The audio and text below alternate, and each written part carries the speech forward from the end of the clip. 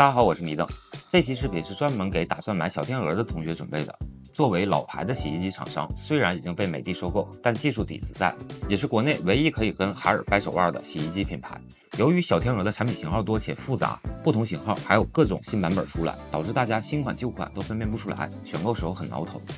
迷瞪秋季家装节进行中，扫码进群可以参加家电团购，享受迷瞪的兜底售后。小天鹅产品的区分看型号其实不重要，只要把握住一个核心要点就好。他家的产品都是围绕着一个故事主线，就是小天鹅的专利技术水魔方。现在水魔方技术分为3代，简称水1、水2、水3。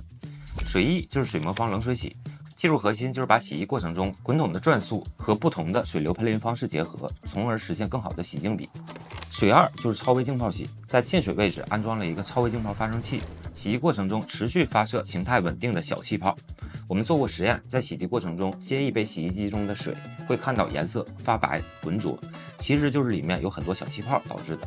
洗衣服的时候，小气泡爆裂会产生一定的溃能，加速污渍的瓦解，提高洗净比。水3就是蓝氧护色洗。水3有2个版本，蓝氧 1.0 和蓝氧 2.0。蓝氧 1.0 的代表机型是小乌梅的高奢版，今年上半年上市的 V89 Pro 以及线下款97就属于蓝氧 2.0。蓝氧 2.0 的实验技术是在洗衣机的进水位置安装一个电解装置，通过电解产生大量强氧化性的活性氧物质，有效吸附分解污渍分子以及染料分子，从而达到防串色和静置的效果。对此我们做过很详细的测试，出了视频，有感兴趣的小伙伴可以看看。这期视频没有任何商单啊，纯粹的真实测试反馈。通过测试，我们得到3个结论：第一，带蓝氧 2.0 的洗衣机能够起到一定的防串色效果，但是依然不能完全避免串色。迷瞪的观点是，防串色只有成功与否，没有能力强弱，所以还是建议把深色、浅色衣服分开洗。另外，护色片对于防串色用处不大，看起来吸收了很多颜色，但衣物还是串色严重。测试中我们发现，上一次洗的褪色衣物颜色会滞留在滚筒上、内外筒之间以及门封的胶圈上，导致下一轮洗的浅色衣物染色。不过蓝氧 2.0 就能避开这个现象。第三，带蓝氧 2.0 的洗衣机静置能力确实优秀，远超其他不带的型号。总的来说，在小天鹅所有的洗衣机产品，看型号系列其实没啥大用，关键就是看是水1、水2还是水3的产品，决定核心功能和价格定位。说完洗衣，迷瞪接着说烘干。南方的小伙伴不用多说，迷瞪搬来杭州后，烘干机反正是标配。不过这2年北方的雨水也越来越多，尤其是夏季，这雨看着快不比南方少了。家里要买烘干机，要么是选洗烘套，要么就是选洗烘一体。操作方式上来说，洗烘一体肯定比洗烘套更方便，程序结束衣服就能收了，不像洗烘套餐，得把衣物从洗衣机里掏出来，再放进烘干机里去。有时候忘了，衣物捂了一段时间有味儿了，还得重新洗。而且洗烘一体也更加节省空间。但是迷瞪发现我们大部分用户选的还是洗烘套，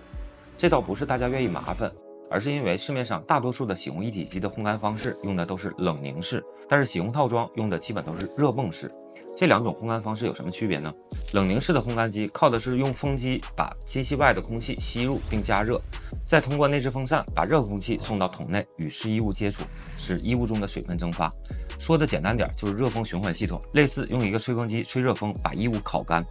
这种烘干方式需要的时间更多，能耗也更大，还容易烘不透。好些衣物外边是干的，裹在中间部分还是湿的，而且高温环境对于衣物的损伤也大，还容易有死者。热泵式烘干机跟空调和冰箱的原理接近，主要是靠吸收舱内的湿冷空气，转化成干热空气烘干衣物，就是热交换原理。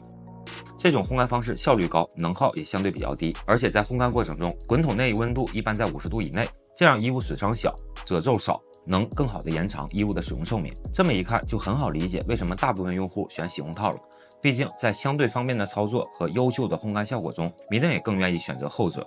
但还有一个最优解，就是采用热泵烘干方式的洗烘一体机，这样既能节约空间，操作上也更方便，还能提高烘干效率和效果。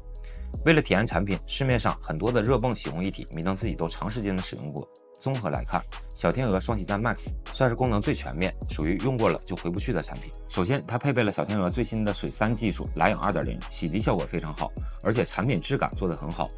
程序模式的选择操作也很人性化，使用下来整体体感不错。另外，毛屑收集器也足够大。由于洗烘一体和单独的烘干机不同，多了一层胶圈，就导致了洗烘后毛屑很容易残留在胶圈上。双喜站 Max 的毛屑收集器够大，有多层设计，这样就能有效的避免毛屑粘在胶圈上，而且洗烘过程的噪音相对比较小。一般小伙伴都是下班回家后洗衣服，有时候洗得晚了，睡觉的时候机器还在烘干，噪音大，容易影响睡眠。这款小天鹅在震动和噪音上做了优化，不管是地板还是地砖地面都有很好的噪音控制。最后就是它的附属功能，这款双喜站 Max 还带了一个扫地机器人，相当于买洗烘一体机送扫地机。而且扫地机器人的上下水也是一个比较麻烦的事儿，单独购买都需要有个扫地机器人自动上下水的点位，装修时候没预留好，后期买的时候还不好安。小天鹅双喜站 Max 做了个整合水路方案，无需额外的点位，还能节省收纳的空间。如果你正在装修，阳台空间也不是很大，可以考虑这个。好了，以上就是我们这一期的全部内容。虽然小天鹅的专场已经过去，如果仍有选购需求的，9月9号秋季家装节最后一场会有全品类的返场和补单，感兴趣的小伙伴欢迎扫码进群了解更多直播信息。我们下期见，拜拜。